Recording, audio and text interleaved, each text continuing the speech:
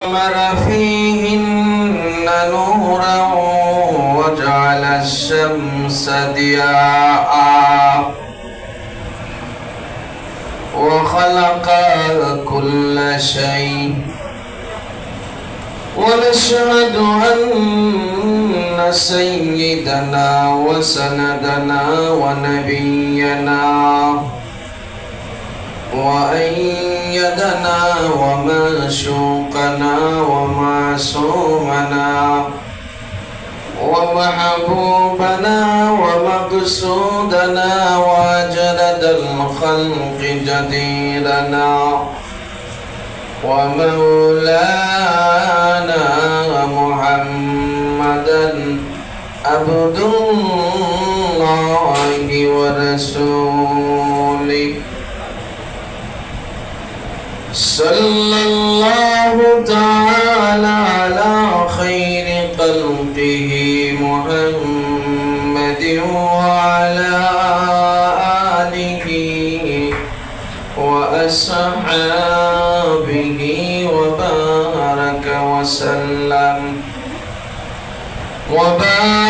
وبارك وسلم تسليما كثيرا. أما بعد فأعوذ بالله من الشيطان الرجيم. بسم الله الرحمن الرحيم.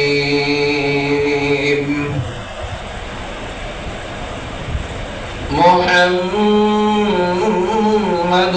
رسول الله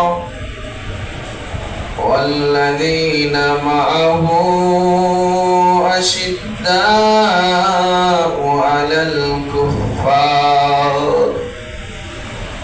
رحماء بينهم تراهم ركعا سجدا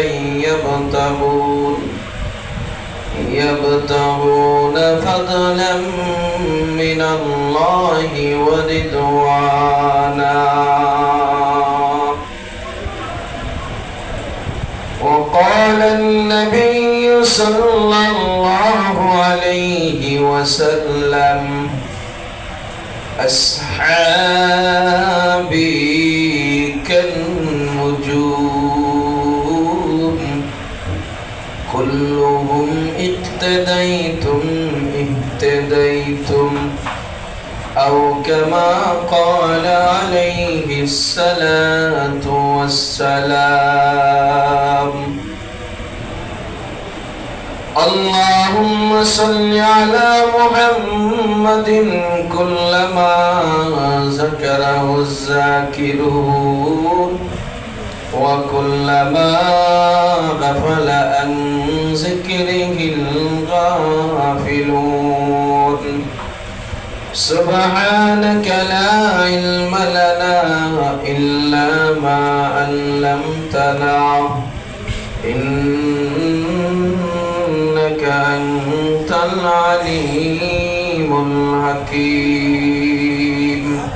أما بعد نهاية قبل احترام معزز مكرم মুসল্লিন একরাম, আল্লাহ তাবারাকা ওয়া তাআলার দরবারে অসংখ্য গণিত শুকরিয়া আদায় করি,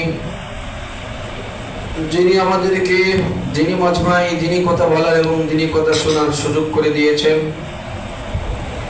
এই জন্যই প্রাণ ভরে মন করে কালিমাত শুকর আদায় করে আলহামদুলিল্লাহ। আপনাদের সামনে মহান গ্রন্থ আল কুরআনুল কারীমের একখানা আয়াতে কারিমার কিছু অংশ তেলাওয়াত করেছি। আল্লাহর নবীর হাদিস থেকে একখানা হাদিস পাঠ করেছি। ওয়া মা তাওফীকি ইল্লা বিল্লাহ আলাইহি তাওয়াক্কালতু ওয়া ইলাইহি উনীব। মুহতারাম হাজিরিন, আল্লাহ রাব্বুল আলামিন দুনিয়াতে ৬ লক্ষ নবী প্রেরণ করেছেন। তার পাশাপাশি আল্লাহর নবীর জীবদ্দশায় হুজ্জাতুল বিদা নবীজির শেষ বিদায়ের ভাষণের দিন নবীজির সাল্লাল্লাহু আলাইহি ওয়াসাল্লামের সামনে 6 লক্ষ সাহাবায়ে কেরাম উপস্থিত ছিল। ঠিক তদ্রুপ ভাবে আল্লাহ রাব্বুল আলামিন আসমানের 6 জন ফেরেশতা দামি জিবরাইল, মিকাইল, ইসরাফিল, আজরাইল, দুনিয়াতে আল্লাহ রাব্বুল আলামিন 6 জন সাহাবাকে আল্লাহ শ্রেষ্ঠত্ব দান করলেন, আবু বকর, ওমর, ওসমান, আলী। আল্লাহ রাব্বুল আলামিন যত পৃথিবীতে পঠিত গ্রন্থ আছে সবচেয়ে দামি এবং শ্রেষ্ঠ সহিহ বিশুদ্ধ কিতাব 4টা: তাওরাত, জাবর, ইনজিল, কোরআন। এই 4টার মধ্যে থেকে সবচেয়ে দামি হলো, শ্রেষ্ঠ হলো আল কোরআন। আর 6 লক্ষ আম্বিয়া আলাইহিস সালাতু ওয়াস সালাম থেকে শ্রেষ্ঠ আম্বিয়া হলো মুহাম্মদুর রাসূলুল্লাহ সাল্লাল্লাহু আলাইহি ওয়াসাল্লাম। যত নবীর উম্মত, 6 লক্ষ নবীর উম্মতের মধ্যে সর্বশ্রেষ্ঠ উম্মত হলাম আমরা উম্মতি মুহাম্মাদি তথা মুহাম্মদ সাল্লাল্লাহু আলাইহি ওয়াসাল্লামের উম্মতেরা। কোন নবীর উম্মত জান্নাতে প্রবেশ করতে পারবে না মুহাম্মদুর রাসূলুল্লাহর উম্মত জান্নাতে যাওয়ার আগে। সুবহানাল্লাহ বলবেন না? কত মর্যাদা, কত শ্রেষ্ঠত্ব আল্লাহ আমাদেরকে দান করেছেন, আমরা বুঝি না। কদর নেয়ামত বাদে জাওয়াল, কথা আছে, কদর নেয়ামত বাদে জাওয়াল। নেয়ামতের কদর আমরা তখনই করি যখন নেয়ামত আমাদের কাছ থেকে চলে যায়। এটা কি বাংলা ভাষায় বলা হয় তাকতে কাছি হারাইলে দাও। তোমার কাছে কাছি আছে, তুমি এটা সংরক্ষণ করে রাখো, এটা কালে লাগবে। তুমি তো বলো কাছি তো বছরে 2 বার লাগে, অগ্রহায়ণ মাস আর হলো বৈশাখ মাস, আর তো দরকার নাই। প্রয়োজন বোধে একটা কিনে নিয়ে আবার মনে হয় বৈশাখ মাস যখন আসবে একটা 30 টাকা 35 টাকা লাগে, এটা কিনে নিয়ে আসবো। তখন দেখা গেল তুমি এটা সংরক্ষণ করে রাখছো না। যখন ঠিকই তোমার ক্ষেতের বৈশাখের ধান পেকে গেছে, তখন কাশিটা সংরক্ষণ করার না থাকার কারণে তোমার কাছে এখন অর্থ করে নাই, কাশি কিনারও তোমার কাছে সামর্থ্য নাই। তখন তোমার কাছে 25 টাকা 30 টাকা ধরেন 50 টাকার কাশি তোমার কাছে এখন কিনার গেলে 100 টাকার জোগাড় করলে যে কষ্ট, তখন 50 টাকা জোগাড় করলে তোমার তেমনই কষ্ট। এই জন্যই আমাদের মুরব্বী বাবারা বলতো থাকতে কাছে আড়ালে দাও। কথা কিন্তু আসলে ঠিক ঠিক তদ্রূপ ভাবে আল্লাহ রাব্বুল আলামিন আপনি আমাকে যে নেয়ামত দান করেছেন, এই নেয়ামত আমার হায়াত, আমার জিন্দেগি, আমার বেঁচে থাকা, আমার 2 চক্ষু দান করা, আমার শক্তি, আমার সাহস, আমার বাহুবল, এগুলো আমার জন্য আল্লাহর পক্ষ থেকে একটি নেয়ামত। এই নেয়ামতের কদর যদি আমরা হায়াতে জিন্দেগি যদি আমরা করতে না পারি, হায়াতে জিন্দেগি যদি এই নেয়ামতের কদর আমাদের যদি না হয়, যেমন ভাবে কাশি হারিয়ে গেলে দাও কিনার মতন তোমার টাকা পয়সা তখন অর্থ করে তোমার জন্য কষ্ট হয়ে যায়। তখন তুমি যখন মরে যাইবা, তোমার হায়াত নামক জিন্দেগি নেয়ামত যখন তোমার কাছ থেকে বিদায় নিয়ে চলে যাবে, তখন কিন্তু তুমি আফসোস করবা। এই আফসোস বড় আফসোস, এই আফসোস কিন্তু আর কোনো কাজে আসবে না। এক আল্লাহর ওলি, ওই এক আল্লাহর ওলি এক আল্লাহর ওলির কবরের পাশে দিয়ে যা। আল্লাহর ওলি কবরের মধ্যে তেলাওয়াতে কোরআন, ওই লোকটা দুনিয়ায় কোরআনের তেলাওয়াত করত। কোন কোন বর্ণনায় আছে এই লোকটা এত বেশি নফল ইবাদত বন্দি করত, ওনার কাছে একমাত্র দুনিয়ার পছন্দনীয় জিনিসটার নাম হলো নামাজ। বেশি বেশি কসরতে সালাত, বেশি বেশি নামাজ পড়ার কারণে ওই লোকটা রব্বে কারিমের কাছে আবেদন করেছিল, আল্লাহ আমি মরার পরে আর কিছু চাই না, যেরকম ভাবে আমি দুনিয়াতে আমি সর্বদাই নামাজ পড়তাম, আমার ইন্তেকালের পরেও তুমি আমাকে আমার কবরের মধ্যে নামাজের ব্যবস্থা করে দিও, আমার ইন্তেকালের পরে আমার কবরেও আমি যেন নামাজ পড়তে পারি সেই ব্যবস্থা আমাকে করে দিও। তিনি এই দোয়া করলেন, আল্লাহ কবুল করলেন। লোকটা ইন্তেকাল হয়ে গেল। লোকটা নামাজে দাঁড়ায়া কবরের মধ্যে দাঁড়ায় দাঁড়ায় উনি তেলাওয়াত করতেছেন। আর এক বুজুর্গ ওনার কবরের পাশ দিয়ে যান, উনি শুনতে পারলেন কবরের ভিতর থেকে তেলাওয়াতের কোরআনের তেলাওয়াত শুনতেছেন। লোকটা তেলাওয়াত শুনিয়া উনি বললেন সুবহানাল্লাহ, বলেন সুবহানাল্লাহ। লোকটা তেলাওয়াত ওই কবরে তেলাওয়াতকারীর তেলাওয়াত বন্ধ করে দিয়ে বললেন, কে তুমি, কে তুমি, তোমার? তখন তিনি বললেন, আশ্চর্য ব্যাপার, তুমি তেলাওয়াত বন্ধ করলা কেন? তোমার তেলাওয়াত শুনে বললাম সুবহানাল্লাহ, আর আমার সুবহানাল্লাহ বলার পরে তুমি তেলাওয়াতটা বন্ধ করে দিলা। তখন তিনি বললেন, আমি কবরের মধ্যে 400 বছর পর্যন্ত নামাজের মধ্যে তেলাওয়াত করতেছি, আমার 400 বছরের তেলাওয়াত তুমি নিয়ে যাও, আর তুমি মাত্র একবার যে সুবহানাল্লাহ বলছো, এই সুবহানাল্লাহর নেকিটা তুমি আমাকে দিয়ে দাও, তুমি এই নেকিটা আমাকে দিয়ে দাও। ওই আল্লাহর ওলি বলে, আশ্চর্য ব্যাপার, 400 বছর তেলাওয়াত করতেছো, তার বিনিময়ে একবার সুবহানাল্লাহর নেকি দিয়ে দিব। আশ্চর্য। তিনি সুবহানাল্লাহ আবার বললেন। তখন তিনি বললেন, ও আল্লাহর ওলি, আমি 400 বছর পর্যন্ত এই কবরের মধ্যে তেলাওয়াত করতেছি, এক বিন্দু পরিমাণ আমার তেলাওয়াতের সব হবে না।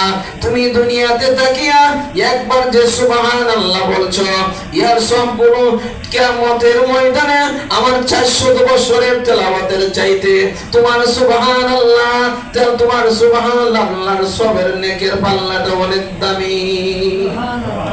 আমার মেসেজ হলো, মরে গেলে 400 বছর তেলাওয়াত করলে কোনো লাভ হবে না। দুনিয়াতে থাকতে তেলাওয়াতের প্র্যাকটিস করেন, তেলাওয়াতের শিক্ষা গ্রহণ করেন, পারেন না বসে বসে হাতান। আল্লাহর কোরআন তেলাওয়াত শিখতে গেলে 29টা হরফ শিখতে হয়। 29টা হরফ শিক্ষার জন্য আপনি একটু চেষ্টা করেন। তাও যদি না পারেন, কোরআন শরীফটা নিয়ে একটু যদি কাটতে পারেন, 700 বছরের তেলাওয়াতের চাইতে বেশি সওয়াব তেলাওয়াত কারনেওয়ালার পাশে যদি আপনি বসে বসে তেলাওয়াত শুনেন। এই জন্য বলেন, কদর নিয়ামত বাদে জাওয়াল, নিয়ামতের কদর তখনই হয় যখন আমাদের কাছ থেকে নিয়ামতগুলো চলে যায়। আমাদের কাছ থেকে 20 থেকে 25 বছর আগে আমরা দেখতাম, যখন আমাদের মসজিদে, আমাদের মহল্লায় বিচারকরা বিচারক বসতেন, ওই বিচারের মধ্যে মুরব্বী বাবারা থাকতো। তখন দেখা যেত বিচার হতো সুষ্ঠু। এখন ইয়াং জেনারেশনে বিচার করে, বিচার সুষ্ঠু হয় না। এই জন্যই বলি, মুরব্বী বাবারা যারা বার্ধক্য হয়ে গেছেন, এদের সম্মান আল্লাহ রাব্বুল আলামিনের কাছে আসে না নাই? এখন তো আমরা মুরব্বী বাবারা কদর করি না, কই ভুলে মরে না কে, ভাল লাগে না। বুড়া মানুষ বুঝবে না, মা বাপ, তোমার মা বাপের কেটকেরানি তোমার ভালো লাগে না। মা বাপ মরলে বুঝবা, তোমার যখন সংসারের দায়িত্ব তোমার হাতে চলে আসবে, তখন তুমি বুঝবা তোমার বুড়ার বুড়ি মা বাপ তোমার জন্য কতটুকু রহমত ছিল। পুরা সাংসারিক দায়িত্ব এই আপনি আসে বললেন শহরে, মা বাপ তাকে গ্রামে, বাড়ির খোঁজখবর আপনার 1 মাস 2 মাস না নিলেও চলে। চলে না? চলে। কারণ বাড়িতে মা বাপ আছে, পুরা ফ্যামিলি, আত্মীয় স্বজন, ভাই বন্ধু বান্ধব, বেড়াদর, আত্মীয় স্বজন সকলের খোঁজখবর মা বাপ নিচ্ছে, এটা আমি বুঝতেছি। কিন্তু যখন মা বাপ চলে যাবে, থাকবে না, তখন পুরা সাংসারিক দায়িত্ব তোমার মাথায় চলে আসবে। তখন বুঝবা মা বাপ কিসকো কাতি হ্যায়, মা বাপ কাকে বলে। কথা ঠিক না ঠিক? এই জন্যই নেয়ামতের কদর করা আমাদের জন্য খুবই জরুরি। আল্লাহু আকবার। আমি বলেছিলাম মুহাম্মাদুর রাসূলুল্লাহ, এই আয়াতটা আরেকদিন তেলাওয়াত করেছিলাম, শেষ করার মতো না। কুরআনের তাফসীর, এটা আপনার আটলান্টিক মহাসাগর বললেও ভুল হবে, সাগর বললেও ভুল হবে। যে কুল লানাফিদাল বাহরু আন তানফাদা কালিমাতু রাব্বি ওয়ালাউ জিনা বিমিসলিহি মাদাদা। সূরাতুল কাহফ 110 নম্বর আয়াতে আল্লাহ বলেন, সারা পৃথিবীর আপনার গাছপালাকে যদি কলম বানানো হয়, আর যত মহাসাগর আছে সকল মহাসাগরকে যদি আপনার কালি বানানো হয়, তবু আল্লাহর কালাম, আল্লাহর রহমত, আল্লাহর গুণ কীর্তন করে শেষ করা যাবে না। সুবহানাল্লাহ। এত মহান আল্লাহর গুণগান আমরা তো এগুলি বুঝি না। এই জন্যই আল্লাহ রাব্বুল আলামিন বলেন, মুহাম্মাদুর রাসূলুল্লাহ والذين معه أشداء على الكفار رحماء بينهم। সাহাবায়ে কেরাম এরা একজন আরেকজনের প্রতি সহানুভূতি ছিল। ওয়ালাউ খানা বিহিম খাসাসা, এরা একজন আরেকজনের উপর নিজেকে প্রাধান্য দিত, একজন আরেকজনকে প্রাধান্য দিত, অথচ নিজে উপবাস। তিনি বলছেন, না আমার আরেক ভাইকে খানার ব্যবস্থা করে দাও, অথচ নিজের পেটে কোনো খাবার নাই। আল্লাহর নবীজি যখন মক্কা ছেড়ে মদিনায় চলে যায়, মদিনার আনসার লোকেরা, যার 2 জন বিবি ছিল, একজন বিবি ছেড়ে দিল, আরেকজন মক্কার মুহাজির ভাইয়ের জন্য দিয়ে দিল। সুবহানাল্লাহ। কেমন তার মহব্বত তাদের ভিতরে ছিল। যার 2টা বাড়ি ছিল, একটা বাড়ি ছেড়ে দিয়েছে, মুহাজির মক্কা থেকে বাড়ি করে ছেড়ে যারা নবীজির সাথে মদিনা এসে এদেরকে দিয়ে দিয়েছে, যে আমার বাড়িটা তোমাকে দিয়ে দিলাম, তুমি থাকো। যার 2 তলা বাড়ি ছিল, 1 তলা খালি করে দিল, আর 1 তলা আল্লাহর নবীর সাহাবার জন্য রিজার্ভ করে দিল। এদেরকে আল্লাহ জান্নাত দিবে, যাতে কাকে দিবে? এই নমুনা, এই আদর্শ আল্লাহর নবীজি সাহাবায়ে কেরাম আল্লাহ রাব্বুল আলামিনের প্রিয় নবী জনাবে রাসূলুল্লাহ সাল্লাল্লাহু আলাইহি ওয়াসাল্লামের কাছ থেকে শিখেছেন। আমরা তো সেই নবীর উম্মত, সেই আদর্শ আমার কাছে নাই, সেই আদর্শ, সেই ভালোবাসা আমাদের কাছে নাই। আল্লাহু আকবার। আল্লাহর নবী সাল্লাল্লাহু আলাইহি ওয়াসাল্লামের ব্যবহার, আল্লাহর নবীজির মহানুভবতা, আল্লাহর নবীজির ভালোবাসা, মহব্বত দেখে অনেক বেঈমান মুসলমান হয়ে গেছে, অনেক বেঈমান মুসলমান হয়ে গেছে। আল্লাহ এরকম অসংখ্য ঘটনা আছে। এর মধ্যে একটা ঘটনা হলো হযরত সুমামা রাদিয়াল্লাহু তাআলা। তিনি আল্লাহর নবীজির একজন সাহাবী, পরে ছিলেন, পরে হইছেন। সুমামা রাদিয়াল্লাহু তাআলা 6ষ্ঠ হিজরিতে উনি ইসলাম ধর্ম গ্রহণ করলেন। উনি ছিলেন ইয়ামান দেশের নাগরিক। উনি ইয়ামান দেশের নাগরিক। উনি ইয়ামান থেকে বের হলেন, মক্কায় যাবেন উমরা হজ পালন করার জন্য। তদানীন্তন সময়ের বেঈমানরাও আপনার হজ করত, বেঈমানরাও হজ করত, উমরা করত। গত শুক্রবার বলেছিলাম না যে তারা উলঙ্গ অবস্থায় তপ করত, মানে কিছু কাপড় থাকতো না, ডাইরেক্ট। গত সপ্তাহে বলেছিলাম, কেন আজকে বলবো না। আল্লাহর নবী সাল্লাল্লাহু আলাইহি ওয়াসাল্লাম 9ম হিজরিতে আবু বকর সিদ্দিক রাদিয়াল্লাহু তাআলা আনহুর নেতৃত্বে একটা বাহিনীকে মক্কায় প্রেরণ করলেন আর বলে দিলেন, তোমরা মক্কাবাসীদেরকে বলে দাও যে মক্কার কোন মুশরিক আগামী বছর 10ম হিজরিতে আগামী বছর কোন মুশরিক উমরা করতে পারতো না, উমরাও করতে পারবো না, হজ করতে পারবো না। 1 2 নম্বর, উলঙ্গ অবস্থায় তপ করতে পারবো না। এটা কত হিজরিতে? 9ম হিজরিতে আবু বকর সিদ্দিক রাদিয়াল্লাহু আনহুর নেতৃত্বে উনি এই ঘোষণা দিয়ে দিলেন যে খবরদার, বহুদিন উলঙ্গ অবস্থায় তপ করছো আর কুফরি অবস্থায় তোমরা আল্লাহকে শরীক করিয়া লাত উজ্জা হুবলের এবং 360টি মূর্তির ইবাদত বন্দী করো, এইগুলি করবা, আমার রব্বে কাবার তপ করবা, কাবার তপ করবা, এটা হতে পারে না। এক আল্লাহর গোলামি করতে হবে, লা শরীক, এক আল্লাহর গোলামি করবা, আল্লাহর সাথে কোনো শরীক করতে পারবে না। 2 নম্বর, ভালো কাপড় সুপড় পিন্দিয়া পাক পবিত্র হয়ে আগামী বছর থেকে হজ করতে বল, না হলে তা একটা সব ফলাই দিন। কঠিন ভাষণ আল্লাহ আবু বকর রাদিয়াল্লাহু আনহু দিয়ে দিলেন। যদিও আবু বকর রাদিয়াল্লাহু তাআলা নরম দিলের মানুষ, সবসময় নরম হলে চলবে না, মাঝে মাঝে গরম হতে হয়। আবু বকর সিদ্দিক রাদিয়াল্লাহু আনহু মাঝে গরম হইছে, আমরা তো খালি আবু বকর কাই নরম তবিয়তের মানুষকে আমরা ওয়াজ করি। আবু বকর কেমন গরম, নরমের নরম, আবার গরমের নরমের গরম আছে। আবু বকর সিদ্দিক রাদিয়াল্লাহু তাআলা আনহুর সামনে ইহুদি আল্লাহকে গালি দিল। আল্লাহকে যখন গালি দিল তখন এবং মুহাম্মদ সাল্লাল্লাহু আলাইহি ওয়াসাল্লামকে গালি দিল। কি গালি? এতদিন জানতাম মুহাম্মদ গরিব, এখন জানি মুহাম্মদ কালী গরিব না, মুহাম্মদের খোদাও গরিব। মুহাম্মদের খোদাও গরিব, আপনিও গরিব, মুহাম্মদও গরিব, মুহাম্মদের খোদাও গরিব।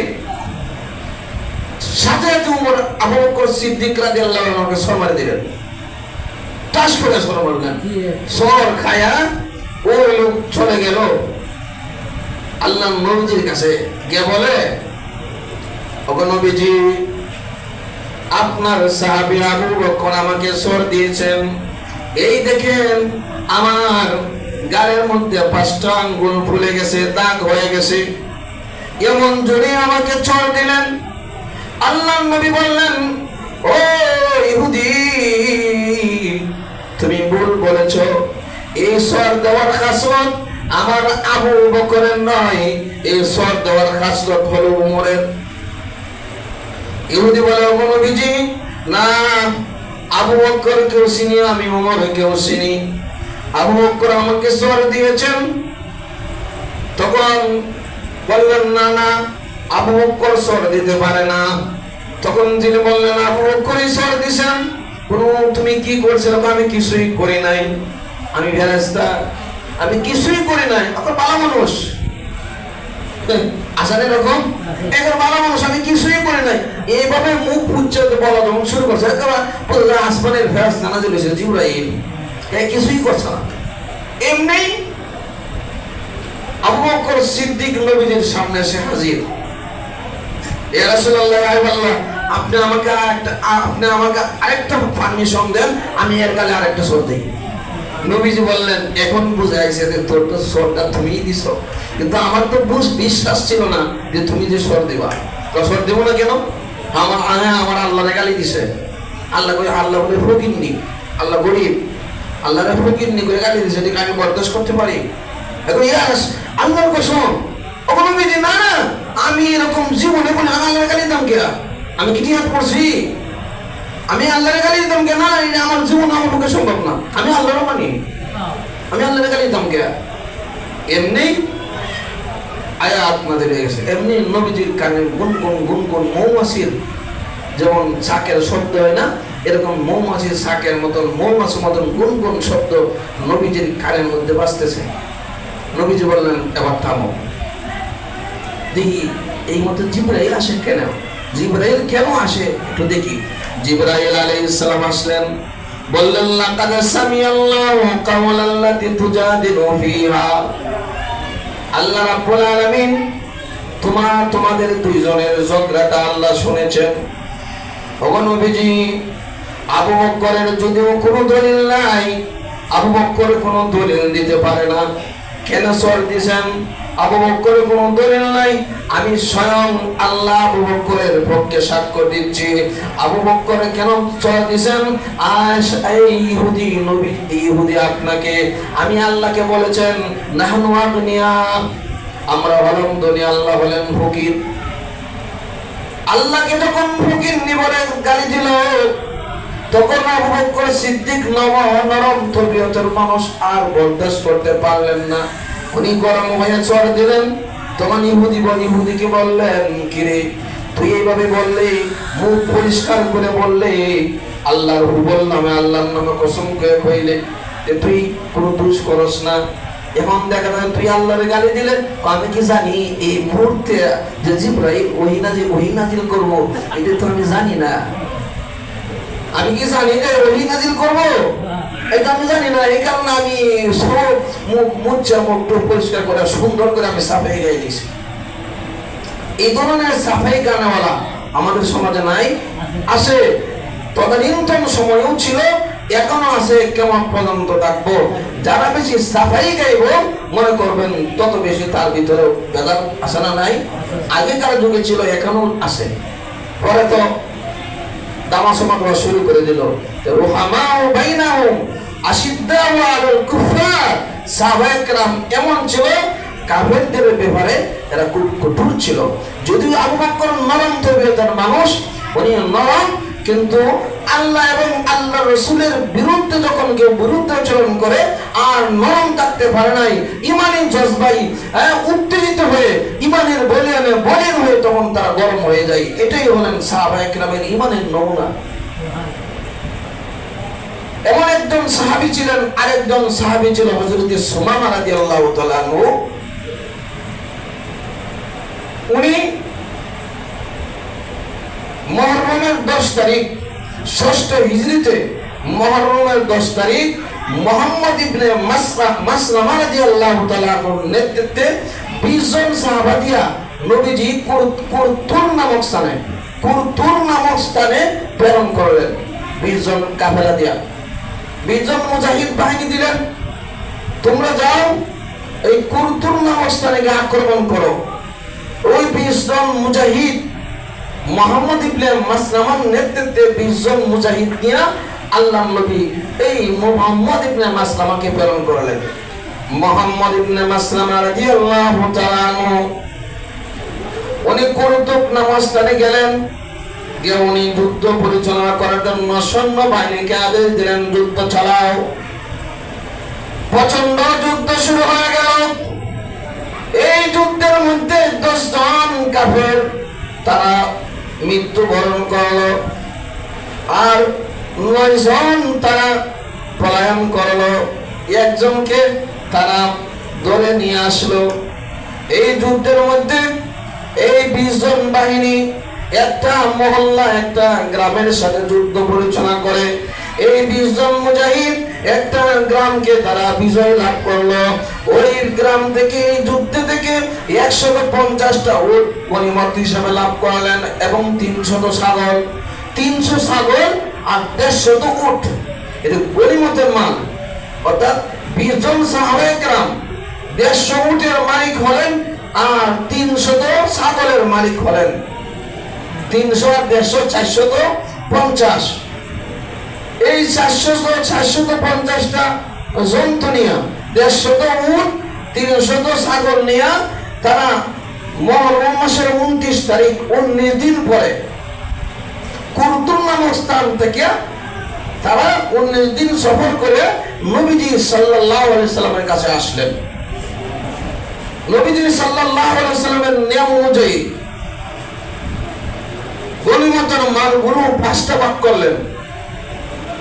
150 উট, 300 ছাগল, 5টা ভাগ করে 1 ভাগ নবীজির কাছে রাখলেন, আর 4 ভাগ 20 জন সাহাবাদেরকে সমানভাবে বন্টন করে দিলেন। এরকম গনিমতের মাল।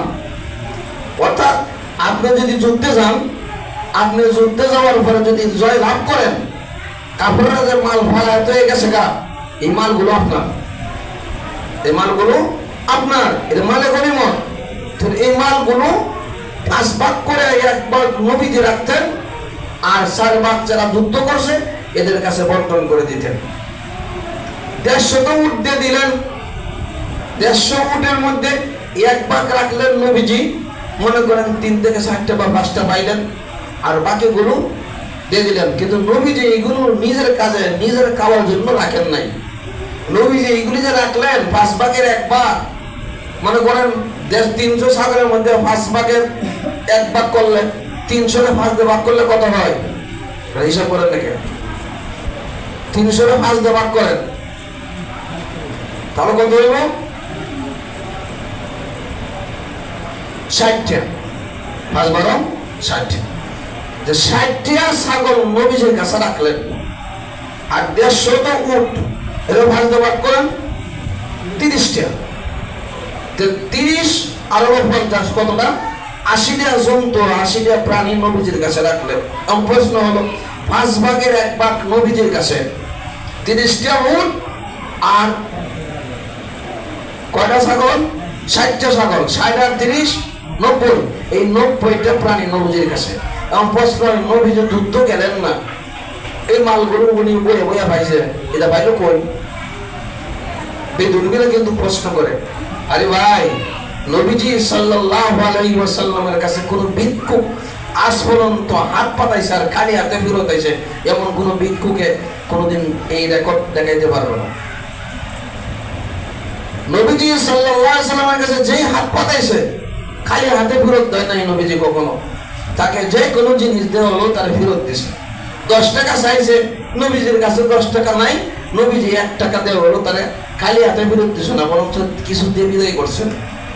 নবীজি তো মদিনার প্রেসিডেন্ট, তখন নবীজি সাল্লাল্লাহু আলাইহি ওয়াসাল্লাম এই 90টা উট উনি নিজে রাখলেন না। এই যুদ্ধের জন্য সামনে আরেকটা যুদ্ধ পরিচালনা করতে হবে, এই যুদ্ধের সরঞ্জামাদি দরকার, অস্ত্রের দরকার। এই 30টা উট রাখলেন, 30টা উট আগামী যুদ্ধের সময় কাজে লাগবে। হতে পারে যুদ্ধ, আগামী যুদ্ধে যদি হেরে যায়, সেই যুদ্ধগুলো এই উটগুলো নিয়ে যাবে আরেক বাহিনী। তো নবীজি নিজের খাওয়ার জন্য রাখলেন না, উম্মতের জন্য, সামনে যুদ্ধ পরিচালনা করার জন্য এগুলি রাখলেন। তেমন বুঝাইতে পারছি? নবীজি নিজে খাওয়ার জন্য না, নবীজি নিজে খাওয়ার জন্য যদি রাখতেন, আল্লাহ নবী সাল্লাল্লাহু আলাইহি ওয়াসাল্লামের মেয়ে ফাতেমা রাদিয়াল্লাহু তাআলা আনহা ওনাকে বলছিলেন, মা আমি 3 দিন পর্যন্ত উপবাস। দেখেন, একটা না, 2টা 3টা পাথর আমার পেটের মধ্যে বাঁধা। আমি যদি চাই, ওই যে দেখা যায় উহুদ পাহাড়টা স্বর্ণে রূপান্তরিত করে দিবে আমার জন্য। যে আমি এগুলি পছন্দ করি না, আমি দুনিয়ার জন্য আসি নাই, আমার মকসুদ হলো আখিরাত। ও ফাতেমা, তুমি যদি চাও তাহলে জায়নামাজ বিছাও, বিছায় আল্লাহর কাছে বলো স্বর্ণ মুদ্রা তোমার জায়নামাজের নিচে চলে আসবে। কিন্তু আল্লাহ রাসূলের মেয়ে ফাতেমা এগুলি উনি পছন্দ করলেন না। উনি বললেন, একদিন ক্ষুধার্ত থাকবো, আরেকদিন পেট ভরে খানা খাবো। এটা হলো ইব্রাহিম, হযরত দাউদ আলাইহিস সালাম একদিন রোজা রাখতেন, আরেকদিন রোজা ভাঙতেন। দাউদ আলাইহিস সালাম এভাবে সারা বছর কাটিয়ে দিয়েছেন। আমরা তো 3 বেলার মধ্যে 1 বেলা যদি খানা কম হয়ে যায়, তো মাথা গরম হয়ে যায়। কথা ঠিক না? নবীজিদের আদর্শ কি ছিল? খানা মকসুদ না, খানাটা আমাদের জন্য মকসুদ না। আমরা খানা কেন খাই? আল্লাহর নবী বলেন, তুমি খানা খাও এই কারণে যে এই খানাকে আমি আল্লাহর ইবাদত বন্দি করব। আমার খানার মকসুদ হলো আল্লাহর গোলামি করা। আমি যদি খানা না খাই, আমি শারীরিকভাবে দুর্বল হয়ে যাব। আমি শারীরিকভাবে দুর্বল হয়ে গেলে আল্লাহর ইবাদত বন্দি করতে পারবো না। আল্লাহর ইবাদত বন্দি করতে গিয়ে আমার কোথায় কমতি চলে আসবে, এই জন্যই আমি খানা খাই। তাহলে এই খানাটা হবে আপনার জন্য ইবাদত, এই খানাটা হবে আপনার জন্য ইবাদত। আপনি ব্যবসা করতেছেন, যে ব্যবসা কেন করেন? ব্যবসা না করলে আমার ফেরে বাদ যেত না, এই জন্য ব্যবসা করে একটা কিছু করে খাতে হবে না, এই মনোভাব পাল্টাতে হবে। আমি ব্যবসা এই কারণে করতেছি, আমার নবীজি ব্যবসা করছেন, এই কারণে আমি ব্যবসা করতেছি, সুন্নত। আবু বকর সিদ্দিক রাদিয়াল্লাহু তাআলা উনিও ব্যবসা করছেন, কাপড়ের ব্যবসায়ী ছিল। আবু বকর সিদ্দিক নবীজির ইন্তেকালের পরে আবু বকর সিদ্দিক কারবারে গাঠি গুটলি কামদে লইয়া যাইতাছে আপনার শহরে কারবার ব্যবসা করতো। ওমর রাদিয়াল্লাহু আনহু পিছন দিক দিয়ে বলে, ইয়া আমিরুল মুমিনিন, আপনি কোথায় যাচ্ছেন? আপনি দেশের প্রেসিডেন্ট, আপনি আমাদের দেশের বাজারে দোকান খুলতে, ব্যবসা করতে, আপনি থামুন, আপনার জাতির চিন্তা করুন। আবু বকর সিদ্দিক বললেন, নবীজি ব্যবসা করেছেন, আমি আগে থেকেও ব্যবসা করি, এখনো ব্যবসা করে যাব। আবু বকর ওমর রাদিয়াল্লাহু আনহু বললেন, না, আপনি ব্যবসা করা লাগবে না, আপনার পরিবারের খরচের জন্য বাইতুল মাল থেকে আপনার জন্য ভাতা নির্ধারণ করা হবে। এই ভাতা নির্ধারণ করলেন। ভাতা নির্ধারণ করার পরে এই নির্ধারিত ভাতা থেকে আবু বকর সিদ্দিক রাদিয়াল্লাহু আনহুর পরিবার, উম্মুল খাইর, এই আবু বকর সিদ্দিক রাদিয়াল্লাহু তাআলা আনহার পরিবার প্রতিদিন অল্প অল্প করে খাবার রেখে দিল। রেখে দেওয়ার পর বললো, স্বামীকে বললো, স্বামী আমার মন চাইতেছে আমার একটু মিষ্টি খাওয়া, আপনাকে তো বলতে পারি না, সাহস তো আমার নাই, তবে অনেক দিন অল্প করে জমা করিয়া এই মুষ্টিময় এই কতগুলো আটা আমি আপনার জন্য রাখলাম, এটি বিক্রি করে আমার জন্য একটু মিষ্টি নিয়ে আসেন। সুবহানাল্লাহ বলেন না? আবু বকর সিদ্দিক নিলেন, নেয়া এইগুলো বাইতুল মাল জমা দিলেন, আর বললেন, প্রতিদিন তোমরা আমাকে যে পরিমাণ ভাতা দিতা, এর সে প্রতিদিন অল্প করে কমায় দিবা। সুবহানাল্লাহ বলেন না? কেমন আল্লাহকে ভয় করত। অর্থাৎ উনি বুঝাইছেন, আমার যে পরিমাণ মাল দেও, ভাতা দেও, সরকারি ভাতা প্রতিদিন যে পরিমাণ দেও, এর থেকে অত্যধিক পরিমাণ প্রতিদিন কমায় দিবা, কারণ এই মালটা আমার লাগে না, অতিরিক্ত রয়ে গেছে, আমার বিবি জমা রাখছে। অথচ জমা রাখার মকসদ কি? যে অত্যধিক পরিমাণ করে কমায় দিই, মনে সব চাই না মিষ্টি খাওয়া, কিন্তু সাহস তো নাই স্বামীকে বলা, কালকে আমার জন্য একটু মিষ্টি আনেন। কিন্তু অভাবের সংসার, কষ্টের সংসার, অথচ মদিনার প্রেসিডেন্ট আবু বকর সিদ্দিক বিবি মনে করে অভাবের সংসার। কেমন বিবি ছিল? মদিনার প্রেসিডেন্ট সাহস নাই স্বামীকে বলার, আমার জন্য একটু মিষ্টি আনেন, এই জন্য অল্প করে আটা জমা রাখছে, এটি বিক্রি করে আমার জন্য একটু মিষ্টি আনেন। আর আমাদের দেশের যারা সাধারণ একজন চেয়ারম্যান, এর অবস্থাটা কি? মন্ত্রী মিনিস্টার আগে দেখেন বাড়ি নাই একটাও, গাড়ি নাই একটাই, আরেকবারে গাড়ি দেখে নির্বাচনে প্রচারণা চালাইছে, এমন দেখা যায় বাপরে বাপ, এমপি হইয়া গাড়ির অভাব নাই, বাড়ির অভাব নাই, আছে না? এই জন্যই বলেন, এই জন্য আল্লাহর নবী বলেন, আসহাবি কান্নুজুম, আমার সাহাবায়ে কেরাম হলো আসমানের তারকার সমতুল্য, কুল্লুহুম ইহতাদাইতুম, সকল সাহাবায়ে কেরাম হলেন হেদায়েত প্রাপ্ত। আমার যে কোনো একজন সাহাবার জীবনী তুমি যদি ফলো করতে পারো, আমার সাহাবার জীবন অনুযায়ী তোমার জীবনটা যদি তুমি সাজাইতে পারো, ইহতাদাইতুম, তুমি হেদায়েত প্রাপ্ত হইয়া তুমি সোজা জান্নাতে চলে যাইবা। কারণ নবীজির সাহাবায়ে কেরামের আদর্শ ছিল গম চুরি করা না। নবীজির আদর্শ, সাহাবায়ে কেরামের আদর্শ এটা ছিল না রেশনের মাল খাওয়া। নবীজির আদর্শ অনুগত সাহাবায়ে কেরামের আদর্শ এটা ছিল না যে এতিমের মাল ভক্ষণ করা। নবীজির সাহাবাদের আদর্শ এটা ছিল না যে আপনার বিধবা বাতা খায় লওয়া, বীজ খায় লওয়া, রাস্তাঘাট তার ফেরের ভিতরে হজম করে লওয়া। এটা নবীজির আদর্শ, উজ্জীবিত সাহাবায়ে কেরামের আদর্শ ছিল না। এই জন্যই কোন ব্যক্তি যদি আমার সাহাবায়ে কেরাম অনুসরণ করে, দুনিয়াও সে আপনার সুখী হ্যাপি, পরকালেও তার দায় মুক্ত হয়ে যাবে। এই জন্যই প্রতিটা উম্মতের জন্য লাজিম হলো সাহাবায়ে কেরামের জীবনী ফলো করা। আমরা বলতেছিলাম, এমন একজন সাহাবার নাম হলো সুমামা। এই সুমামা রাদিয়াল্লাহু তাআলা আনহু, উনি এই মুহাম্মদ ইবনে মাসলামা রাদিয়াল্লাহু তাআলা আনহুর নেতৃত্বে যখন গেল, করতে কই গেলাম গা, এই মুহাম্মদ ইবনে মাসলামা রাদিয়াল্লাহু আনহুর নেতৃত্বে 10 জন লোক মারা গেল, 9 জন পলায়ন করে চলে গেল, একজনকে ধরে নিয়ে আসলো, যার নাম হলো সুমামা। তখন নবীজি সাল্লাল্লাহু আলাইহি ওয়াসাল্লাম বললেন, ওনার কাছে আনলেন, বললেন, ইয়া রাসূলুল্লাহ, 9টাকে 10টাকে জাহান্নামে পাঠিয়ে দিলাম, আর 9টা পলায়ন করলো, একটাকে ধরে নিয়ে আসলাম, আর 150টা উট আনলাম, আর 300 ছাগল আনলাম, হাদিয়া নিয়ে নেন। নবীজি বললেন সুমামাকে মসজিদে নববীর খুঁটির খাম্বার সাথে বেঁধে রাখো। বাঁধে রাখলেন। পরের দিন ফজরের নামাজের পরে সুমামা রাদিয়াল্লাহু তাআলা আনহুকে আল্লাহর নবী সাল্লাল্লাহু আলাইহি সাল্লাম বললেন, মা ইনদাকা ইয়া সুমামা, ও সুমামা, তুমি আমার সম্পর্কে তোমার ধারণা কি বলো? সুমামা বলেন, ইয়া রাসূলুল্লাহ, ইয়া হাবিবাল্লাহ, আপনার সম্পর্কে আমার ধারণা অনেক ভালো। নবীজি কেন বললেন ওরে মসজিদের নববীর খুঁটির সাথে বেঁধে রাখো? কারণ হলো 9 জন পলায়ন করলো, 10 জন মারা গেল। 9 জন পলায়ন করলো, 10 জন মারা গেল, একজনকে ধরে নিয়ে আসলো। সে দেখো মুসলমানেরা মসজিদের নববীর মধ্যে কেমনে নামাজ আদায় করে, মুসলমানেরা মসজিদের নববীতে কেমনে রব্বে কারিমের কাছে চোখের পানি ফালা, কেমনে রব্বে কারিমের কাছে কান্দে, এটা কাফেররা দেখে যেন বুঝতে পারে। এই জন্যই সাহাবায়ে কেরামকে বললেন সুমামাকে মসজিদের নববীর খুঁটির সাথে বেঁধে রাখো। নবীজি ফজরের নামাজের পরে বললেন, মা ইনদাকা ইয়া সুমামা, ও সুমামা, তুমি যে তুমি একদিন এক রাত পর্যন্ত তুমি মসজিদের নববীর খুঁটির সাথে বাঁধা ছিলা, তুমি আমার সম্পর্কে কি ধারণা? সুমামা বলে, আপনার সম্পর্কে আমার ভালো ধারণা। নবীজি বললেন, তাহলে তোমার মতামত কি বলো? কালা সুমামাতু ইন তাকতুল তাকতুল যাদাবিন ওয়া ইন তানাম তানাম আলা শাকিরিন ওয়া ইন কুনতা তুরিদুল মালা ফাসাল মিনহু মা শিতু মা শিতা।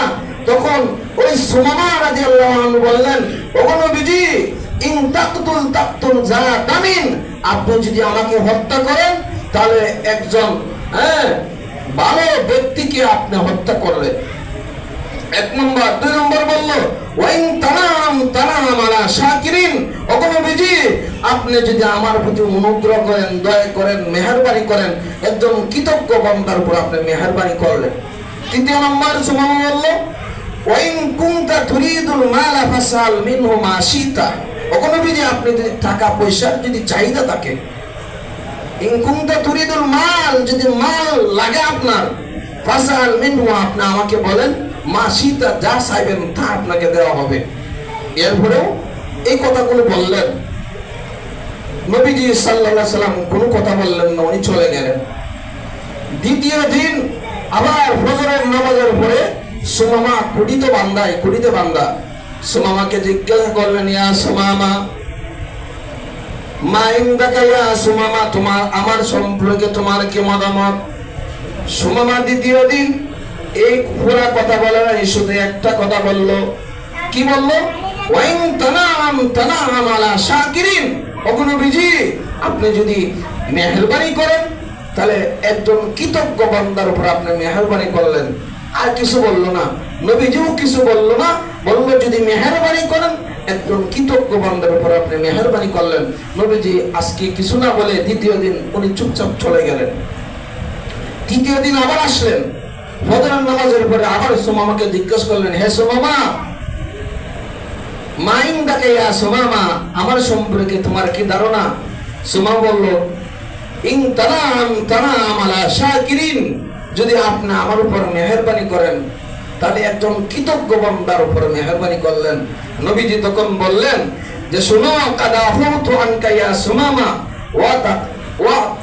ওয়া তাকতুকা, ও সুমামা, শুনো, কাদ আফউতু আনকা, আমি তোমাকে ক্ষমা করে দিলাম। সুবহানাল্লাহ বলবেন না? আমি তোমাকে ক্ষমা করে দিলাম। ওয়া তাকতুকা, এবং তোমাকে আমি আজাদ করে দিলাম। সুমামা রাদিয়াল্লাহু তাআলা আনহু কেমন জ্ঞানী মানুষ! উনি বনু হানিফা গোত্রের সর্দারের কথা পুরা কথা বলে না, একটু কথা বলে। 3টা পয়েন্ট তুলে ধরলেন। যদি আপনি আমাকে হত্যা করেন,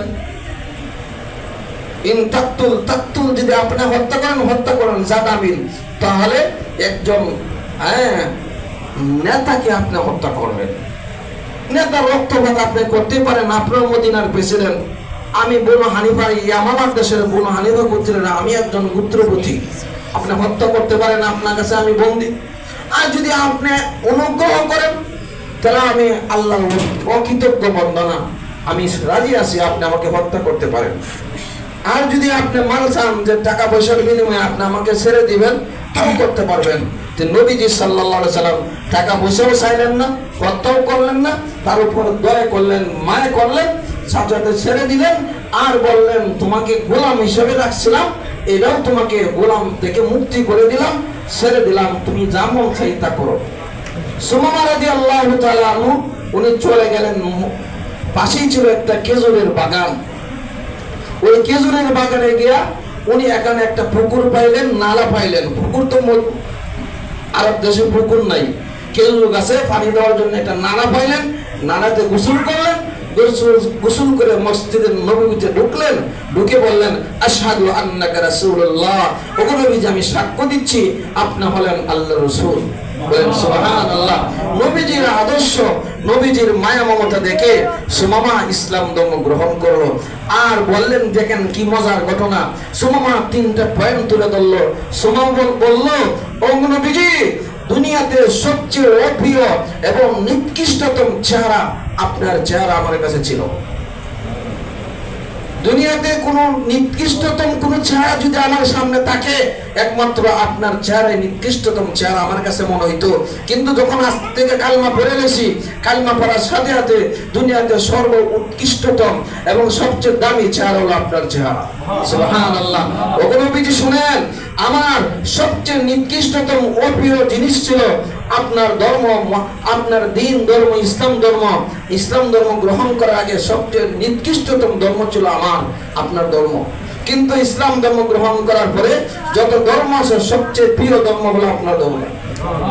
দ্বিতীয় নম্বর হলো পৃথিবীতে যত শহর আছে সবচেয়ে নিকৃষ্টতম শহর ছিল আপনার শহর মদিনা। কিন্তু আজকে ইসলাম ধর্ম গ্রহণ করার সাথে সাথে সর্বোত্তম শহর হলো মদিনাতুর রাসূল, মদিনার শহর।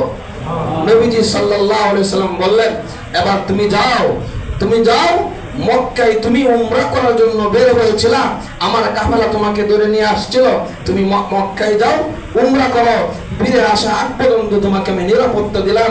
ওই সুমামা যখন মক্কায় গেল উমরা করার জন্য, মক্কাবাসীরা বলল ও সুমামা তুমি তো দেখা মুরতাদ হয়ে গেছো। তখন মক্কাবাসীদেরকে বলল তোমরা আমাকে মুরতাদ কেন বললা? এর কাফারা স্বরূপ, এর দাঁত ভাঙা জবাব হলো আগামীকাল থেকে এমন দেশ থেকে একটা গমের আটা, একটা গমের দানাও তোমাদের দেশে ঢুকবে না। কেন তোমরা আমাকে মুরতাদ বললা? কারণ আমি আমার ধর্ম ত্যাগ করে ইসলাম ধর্ম গ্রহণ করলাম, এই কারণে তোমরা আমাকে কেন গালি দিলা? আগামীকাল থেকে মুহাম্মদুর রাসূলুল্লাহ ফাউন্ডেশন ছাড়া এমন দেশ থেকে মক্কা একটা শস্য, একটা দানাও ঢুকবে না। সুমামা রাদিয়াল্লাহু তাআলা আনহু ঠিকই দেশ থেকে শস্য উৎপাদনের শস্যগুলো রপ্তানি করা উনি বন্ধ করে দিলেন, কারণ উনি তো বনু হানিফা গোত্রের সরদার। বন্ধ করে দিলেন। মক্কা থেকে সিটি আসলো মদিনা নবীজির কাছে, নবীজি আপনার সাহাবী সুমামা ইয়ামামা দেশ থেকে, এমন দেশ থেকে গমগুলো বন্ধ করে দিল, আমাদের দেশে দুর্ভিক্ষ দেখা দিল, আপনারা আত্মীয়তা রক্ষা করেন, আপনারা স্বজন প্রীতি রক্ষা করেন, এখন আমাদেরকে রক্ষা করেন। দেখেন এখন নবীজির দিকে মর্যাদা আছে। তখন নবীজি বললেন ও সুমামা তুমি তোমার দেশের শস্য রপ্তানি করো, মদিনা মক্কাবাসীদেরকে কষ্ট দিও না। তখন ঠিকই সুমামা রপ্তানি করা শুরু করে দিলেন। এখন চিন্তা করে দেখুন, যে লোকটা ইসলাম ধর্ম গ্রহণ করার আগে নবীজির চেহারা তার কাছে প্রিয় ছিল, অপ্রিয় ছিল, ইসলাম ধর্ম তার কাছে অপ্রিয় ছিল, মদিনা শহর যেটা শান্তির শহর বলা হয় এটাও তার কাছে অপ্রিয় ছিল। শুধু একটি মাত্র কালেমা মুহাম্মাদুর আশহাদু আল্লা ইলাহা ইল্লাল্লাহ ওয়া আশহাদু আন্না মুহাম্মাদুর রাসূলুল্লাহ ঘোষণার সাথে সাথে তার দুনিয়াটা উলটপালট হয়ে গেল।